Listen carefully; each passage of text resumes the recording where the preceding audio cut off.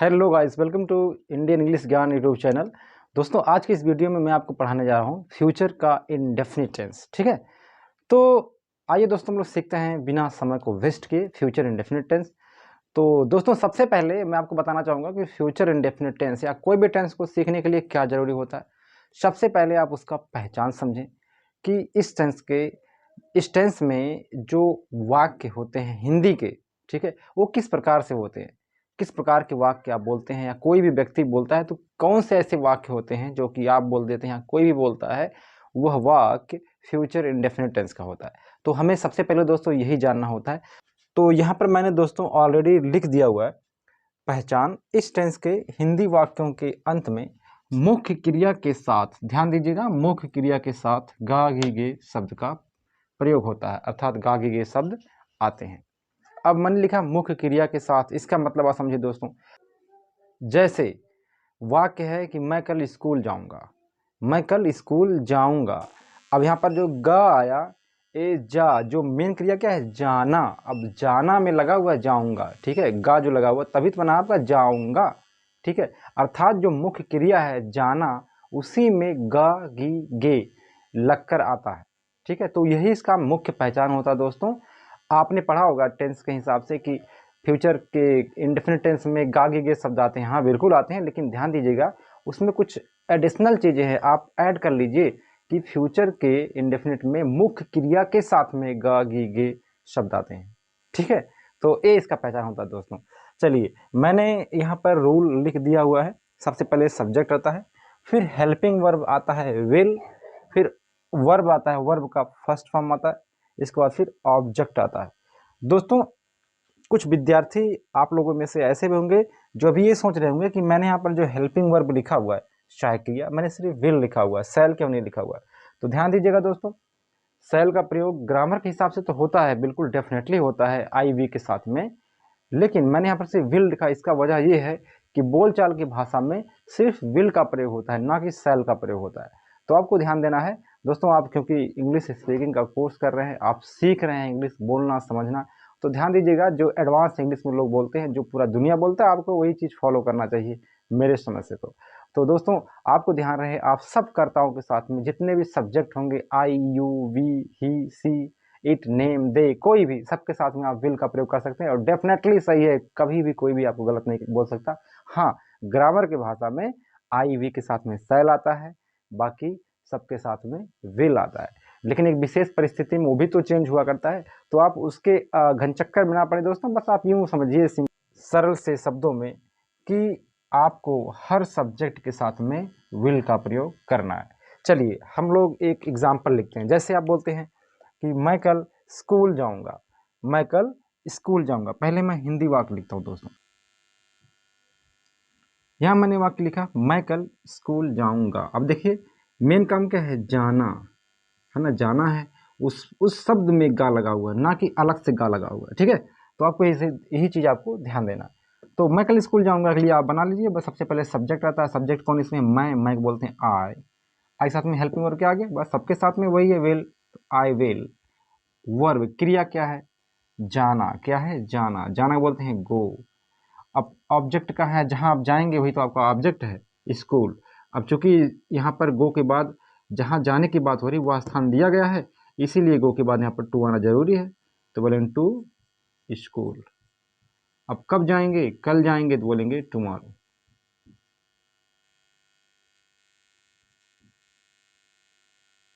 ठीक है, बस आपका सेंटेंस तैयार है। I will go to school tomorrow, मैं कल स्कूल जाऊंगा, ठीक है। अब यहाँ पर कुछ और एक्शन लेते हैं दोस्तों। जैसे एग्जाम्पल है, अगर आप यू से बोलते हैं आप मोबाइल चलाएंगे, पहले वाक्य को लिखते हैं। यहाँ पर वाक्य लिखा हुआ है आप मोबाइल चलाएंगे, ठीक है। चलाना में गे का प्रयोग हुआ है दोस्तों, ना कि ये अलग से हुआ है, ठीक है। तो मुख्य क्रिया क्या है, चलाना, ठीक है, उसमें गे का प्रयोग हुआ है। तो आपने कहा आपको, तो आप बोलेंगे यू के साथ में फिर भी यहाँ पर विल का प्रयोग, यू विल। अब वर्ब क्या है, क्रिया क्या है, चलाना, चलाना बोलते हैं ऑपरेट, क्या बोलेंगे, ऑपरेट। ऑब्जेक्ट क्या है, जो चलाएंगे वही आपका ऑब्जेक्ट है, मोबाइल। बस आपका सेंटेंस तैयार है। आप मोबाइल चलाएंगे तो यू विल ऑपरेट मोबाइल, क्या बोलेंगे, यू विल ऑपरेट मोबाइल। इसी प्रकार से अगर आप ही के बारे में बोलते हैं कि वह लोगों का हेल्प करेगा, वह लोगों का हेल्प करेगा, सहायता करेगा। अब इसको आप ट्रांसलेट कर लीजिए। सब्जेक्ट कौन है, वह को बोलते हैं ही। इसके बाद आपका हेल्पिंग वर्ब आ गया विल, ही विल। काम क्या है, क्या करेगा, सहायता, सहायता मतलब हेल्प। किसका करेगा, ऑब्जेक्ट जिसका करेगा, पीपल, ठीक है। तो वह लोगों का सहायता करेगा, ही विल हेल्प द पीपल। ध्यान दीजिएगा दोस्तों, लोग, जो लोग शब्द है पीपल, उसका मतलब होता है पीपल, और पीपल खुद ही अपने आप में प्लूरल है, ठीक है, बहुवचन है। कभी आपने अगर लोगों कहा तो इसका मतलब ये नहीं हो सकता कि आप पीपल में आप एस लगा दे, पीपल्स बना दे, नहीं, बिल्कुल नहीं, क्योंकि पीपल खुद ही अपने आप में बहुवचन को शो करता है, ठीक है। तो आपने देखा कितना सिंपल है दोस्तों फ्यूचर का इंडेफिनिट बनाना, ठीक है। अब मान लेते हैं एक एग्जांपल और ले लेते हैं, जैसे सी के बारे में, वह परसों खाना बनाएगी, वह परसों खाना बनाएगी, करेंगे। अब की बार वह जो है सब्जेक्ट कौन है, वह, अब वह आपकी ही नहीं है बल्कि सी है, क्योंकि बनाएगी अर्थात इसका मतलब है लड़की है, कोई फीमेल है, तो यहाँ पर आप लिखेंगे शी। हेल्पिंग वर्ब आ गया विल, से विल। काम क्या करेगी, वर्ब क्रिया क्या करेगी, बनाने की, बनाना बोलते हैं कुक, कुक। ऑब्जेक्ट है क्या बनाएगी, खाना, खाना को बोलते हैं भोजन, जिसको बोलते हैं आप इंग्लिश में फूड। अब कब बनाएगी, ठीक है, एक एडवर्ब है, कब, कब को बोलेंगे। अब यहाँ पर ध्यान देंगे, लिखा हुआ है ना परसों, परसों मतलब आने वाला परसों, तो आने वाले परसों को बोलते हैं तो दोस्तों द डे आफ्टर टुमारो। बस, वह परसों खाना बनाएगी तो she will cook food the day after tomorrow, ठीक है। इसी प्रकार से आप कोई भी सेंटेंस बनाते हैं, जैसे मान लीजिए अगर आप दे के बारे में बोलते हैं, वे कल, या वे आज शाम को, कुछ भी, कभी भी जरूरी नहीं दोस्तों कि फ्यूचर के लिए आप बात कर रहे हैं तो हमेशा आप कल ही बोलें या परसों बोलें, क्योंकि फ्यूचर हमारा बिल्कुल जस्ट आने वाला अगला पल ही है, ठीक है। तो हम यहाँ पर जरूरी नहीं कि हम हमेशा कल परसों बोलें, हम ऐसा भी बोल सकते हैं कि वे आज क्रिकेट खेलेंगे, वे आज क्रिकेट खेलेंगे। चलिए हम पहले हिंदी लिखते हैं, अब इसको बना लीजिए, ट्रांसलेट कर लीजिए। सब्जेक्ट है वे तो बोलेंगे दे, इसके बाद हेल्पिंग वर्ब है विल। अब काम क्या करेंगे, खेलने का, खेलना बोलते हैं प्ले। अब क्या खेलेंगे, ऑब्जेक्ट रह गया क्रिकेट, क्रिकेट, ठीक है, बस हो गया। वे क्रिकेट खेलेंगे तो दे विल प्ले क्रिकेट। अगर हम इनका ऐड करना चाहें कि आज, तो बोलेंगे टुडे, ठीक है, तो बोल सकते हैं they will play cricket today, वे आज क्रिकेट खेलेंगे, ठीक है। चलिए कोई एग्जांपल दोस्तों और ले लेते हैं। मान लीजिए आपको बोलना है, आपकी बार कोई व्यक्ति है, उसका नाम है राहुल, ठीक है। राहुल के बारे में आपको बोलना है कि राहुल अपने दोस्त से मिलने जाएगा, राहुल अपने दोस्त से मिलने जाएगा। पहले हिंदी वाक्य लिखते हैं, ठीक है। अब यहाँ पर देखिए जाना, जाना मेन क्रिया है, उसमें जाएगा अर्थात एक ही शब्द में ना गा जो है आपका आया है मुख्य क्रिया के साथ में। अब इसको आप बोलेंगे तो क्या बोलेंगे, सबसे पहले राहुल, सब्जेक्ट आपका हो गया राहुल, ठीक है। इसके बाद आपका हेल्पिंग वर्ब क्या है, विल, राहुल विल। अब काम क्या वो करेगा, जाने का, ध्यान देंगे मिलना भी काम है, लेकिन पहले क्या करेगा, जाने का, मुख्य क्रिया क्या है, जाना।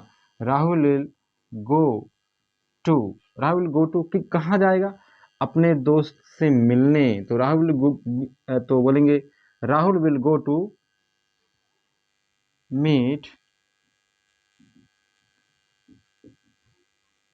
His friend. बस, Rahul will go to meet his friend. इसी प्रकार से अगर कोई नाम और है, कोई गर्ल्स का नाम है, कोई लेडीज का नाम है, जैसे किसी का नाम है सीता, बोलना है कि सीता आज कपड़े साफ करेगी, सीता आज कपड़े साफ करेगी। पहले हिंदी लिखते हैं, हिंदी वाक्य लिखा गया सीता आज कपड़े साफ करेगी। अब इसको बना लीजिए। सबसे पहले सब्जेक्ट आएगा, सब्जेक्ट कौन है, सीता, सबसे पहले लिखेंगे सीता। इसके बाद हेल्पिंग वर्ब क्या है, विल। वर्ब क्या है, क्रिया क्या है, काम क्या करेगी, साफ करना, साफ करना, साफ करना बोलते हैं वॉश, वॉश, फर्स्ट फॉर्म ही रहेगा वॉश। क्या साफ करेगी, ऑब्जेक्ट है कपड़े, क्लॉथ्स। कब साफ करेगी, आज, आज को बोलते हैं टुडे। बस आपका सेंटेंस हो गया। सीता आज कपड़े साफ करेगी तो बोलेंगे Sita will wash clothes today. ठीक है। तो दोस्तों अगर आप निगेटिव सेंटेंस बोलते हैं सीता आज कपड़े नहीं साफ करेगी, तब कैसे बोलेंगे निगेटिव सेंटेंस? तो बोलेंगे सीता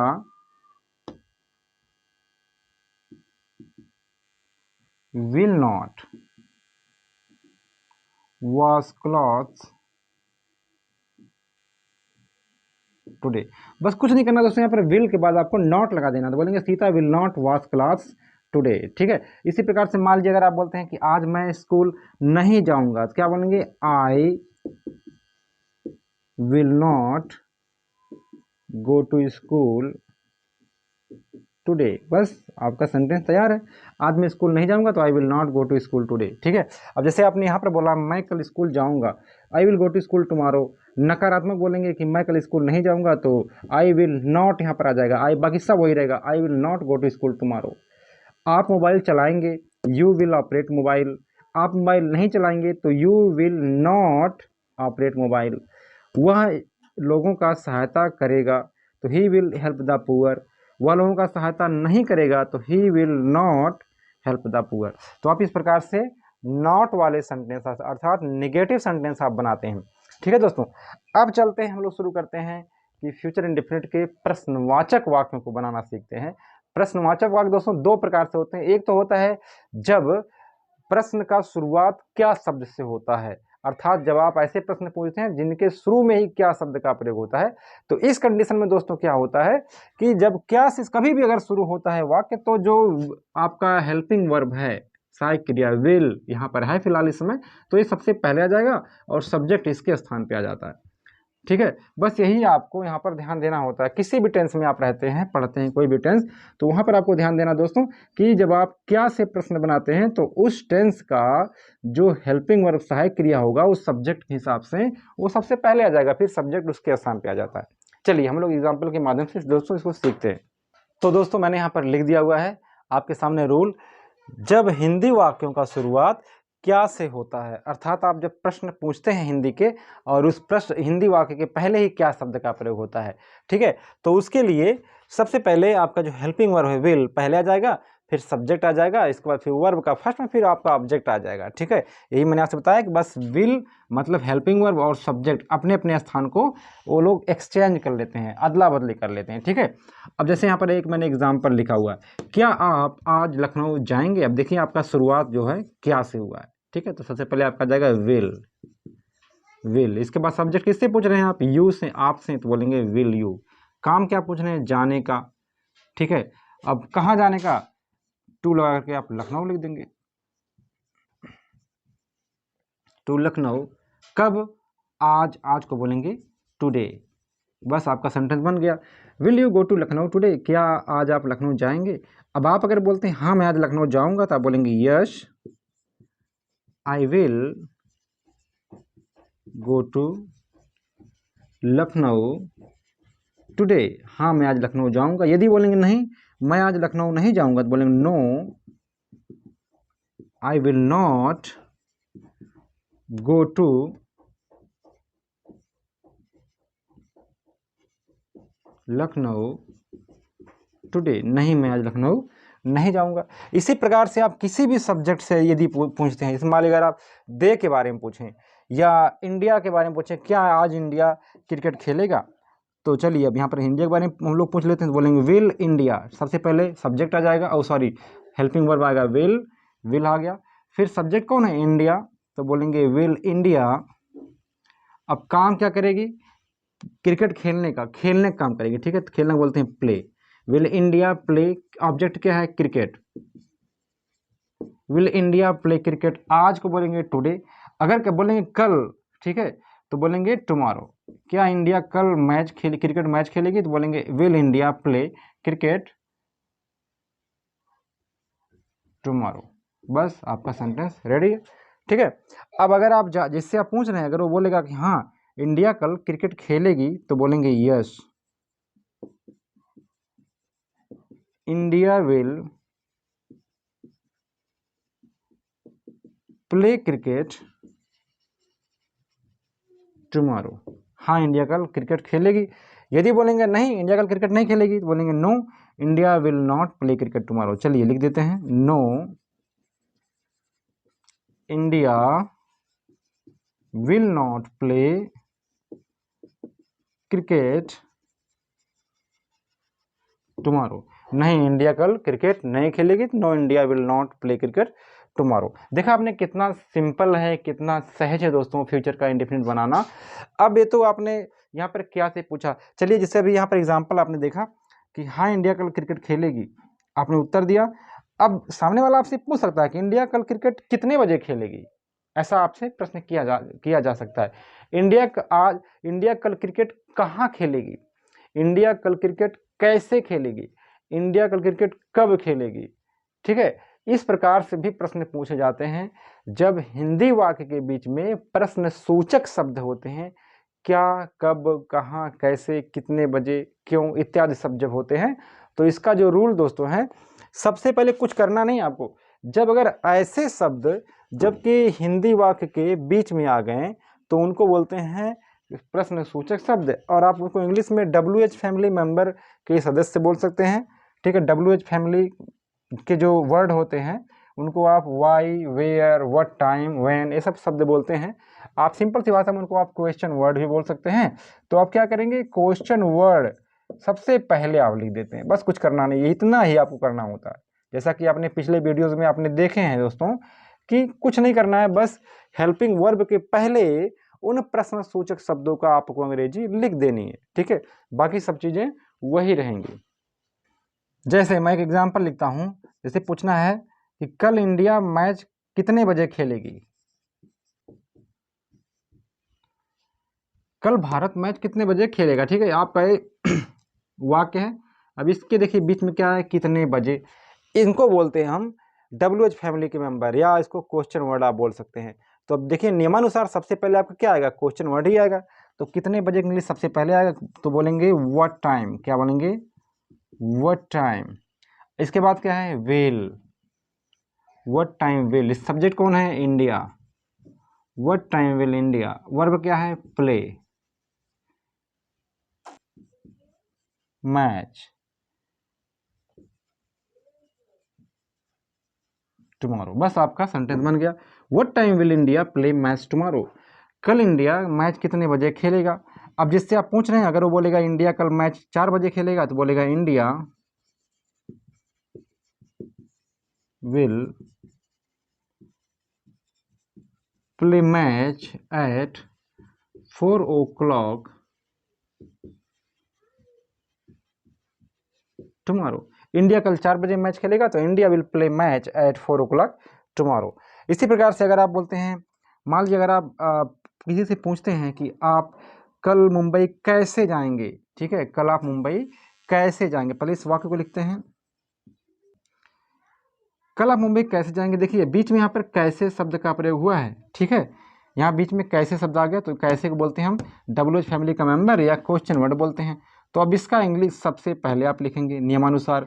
तो कैसे बोलते हैं, हाउ, क्या बोलेंगे हाउ। इसके बाद क्या है, सब टाइम वर्ड आपका helping verb will, how will. किससे पूछ रहे हैं, सब्जेक्ट कौन है, आप, आपको बोलेंगे यू, हाउ विल यू। क्या पूछ रहे हैं, मेन काम क्या है, जाना, जाने की बात पूछ रहे हैं, जाने को बोलते हैं गो, गो टू मुंबई।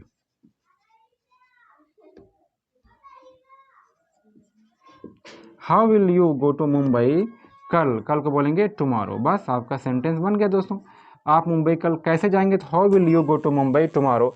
अब अगर आप बोलते हैं मैं कल मुंबई बस से जाऊंगा तो आप बोलेंगे I will go to Mumbai bus से, तो बोलेंगे by bus, by bus tomorrow. ठीक है, मैं कल बस से मुंबई जाऊंगा तो I will go to Mumbai by bus tomorrow. ठीक है, तो इस प्रकार दोस्तों आप बोलते हैं। अब अगर आपके सामने ऐसा प्रश्न किया गया है दोस्तों कि जैसे आप कल मुंबई क्यों जाएंगे, तो आप कल मुंबई क्यों जाएंगे, देखिए क्यों बीच में आ गया, तो अब इसके लिए बोलेंगे वाई। अब क्यों का इंग्लिश क्या होता है, वाई, तो बोलेंगे why will you go to Mumbai tomorrow. या अगर ही के बारे में पूछते हैं, वह कल मुंबई क्यों जाएगा, तो बोलेंगे why will he go to Mumbai tomorrow. तो इस प्रकार से आप सेंटेंस बनाते हैं। चलिए कुछ सेंटेंस और ले लेते हैं। जैसे आप बोलते हैं सी के बारे में अगर आप पूछें कि वह कब होमवर्क पूरा करेगी, यहाँ पर सेंटेंस लिखा गया वह कब गृह कार्य पूरा करेगी। अब यहाँ देखिए कब आ गया बीच में, ठीक है। अब कब को बोलते हैं आप व्हेन, क्या बोलेंगे व्हेन। इसके बाद व्हेन हो गया क्वेश्चन वर्ड, फिर टाइम वर्ड क्या है हेल्पिंग वर्ड, बोलेंगे विल, व्हेन विल। अब सब्जेक्ट कौन है आपकी बार, शी, ठीक है। वह अगर यहाँ पर है करेगी तो इसका मतलब वो कोई लड़की है, तो बोलेंगे when will she complete the homework, when will she complete the homework, वह होमवर्क कब पूरा करेगी। अब मान लीजिए आपको बताना है वह रात में होमवर्क पूरा करेगी, तो आप बोलेंगे शी विल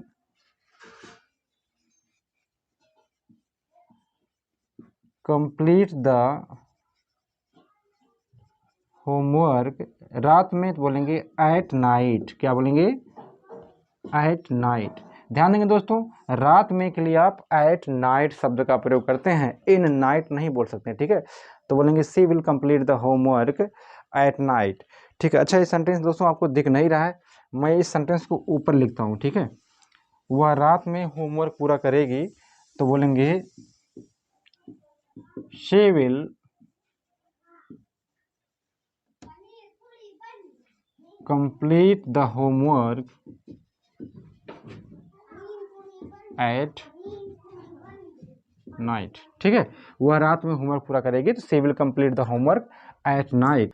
जैसे अगर आपका भाई है वो बोल रहा है कि मैं आज कॉलेज नहीं जाऊंगा, तो आप बोलते हैं, उससे आप पूछते हैं आप कॉलेज क्यों नहीं जाएंगे, आप कॉलेज क्यों नहीं जाएंगे। देखिए यहाँ पर आपकी बार क्यों प्रश्न भी किया गया और नहीं भी यहाँ इसमें इस वाक्य में है, अर्थात ये आपका इंटरोगेटिव और निगेटिव सेंटेंस है। चलिए पहले मैं वाक्य लिखता हूँ,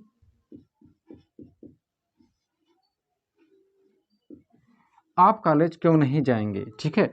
अब यहाँ पर क्यों भी है, तो सबसे पहले आप क्यों का इंग्लिश लिखेंगे वाई, इसके बाद आप लिखेंगे helping verb will, why will you, subject कौन हो गया यू, ठीक है। अब यहाँ पर ध्यान देंगे दोस्तों, जब आपका प्रश्नवाचक और निगेटिव नकारात्मक दोनों रहता है, एक ही सेंटेंस दोनों होता है, अर्थात वही सेंटेंस प्रश्नवाचक भी होता है और नकारात्मक भी होता है, तो यहाँ पर यू के बाद अर्थात सब्जेक्ट के बाद आप नॉट लगाते हैं, तो why will you not go to college, आप कॉलेज क्यों नहीं जाएंगे, तो why will you not go to college, ठीक है। इस प्रकार से आप सेंटेंस को बनाते हैं दोस्तों, ठीक है। और अगर ऐसा सेंटेंस आपके सामने आ गया जब कितने, कितना, कौन सा इत्यादि शब्द का प्रयोग होता है, जैसे आप बोलते हैं आप कितना पानी पिएंगे, पहले वाक्य लिखता हूं मैं कितना। अब यहाँ पर इस दोस्तों कितना शब्द का प्रयोग हुआ, ठीक है। और कितना शब्द किसके लिए हुआ, पानी के लिए हुआ। अब कितना का इंग्लिश क्या होगा दोस्तों, क्योंकि कितना भी आपका WH फैमिली का मेंबर है, ठीक है। तो इसके लिए आपका प्रयोग होता है हाउ मच, क्या बोलेंगे हाउ मच। अच्छा हाउ मच क्यों आया, क्योंकि हम पानी के लिए बात कर रहे हैं। पानी आप क्योंकि इसके पहले वीडियो में आप पढ़ चुके हैं दोस्तों, पानी अनकाउंटेबल होता है, अर्थात हम पानी को नहीं गिन सकते। तब वहाँ पर आप कितना के लिए हाउ मच का प्रयोग करेंगे, तो बोलेंगे हाउ मच वाटर। आपने देखा था कि तुरंत हाउ मच हाउ मेनी के बाद आपका ऑब्जेक्ट आता है, तो how much water will you drink, बस आपका सेंटेंस हो गया। आप कितना पानी पिएंगे, तो how much water will you drink. मैं 2 गिलास पानी पीऊंगा, तो बोलेंगे I will drink 2 glass of water, मैं 2 गिलास पानी पीऊंगा, तो I will drink 2 glass of water. वे कितने रुपए खर्च करेंगे, वे कितने रुपए खर्च करेंगे, पहले हिंदी वाक्य लिखते हैं वे कितने रुपए खर्च करेंगे। अब यहाँ पर कितने का प्रयोग हुआ दोस्तों, रुपए के लिए। अब आप जानते हैं कि अब यहाँ पर आप कितने का इंग्लिश लिखेंगे हाउ मेनी, क्योंकि रुपए को हम गिन सकते हैं, तो बोलेंगे how many rupees, how many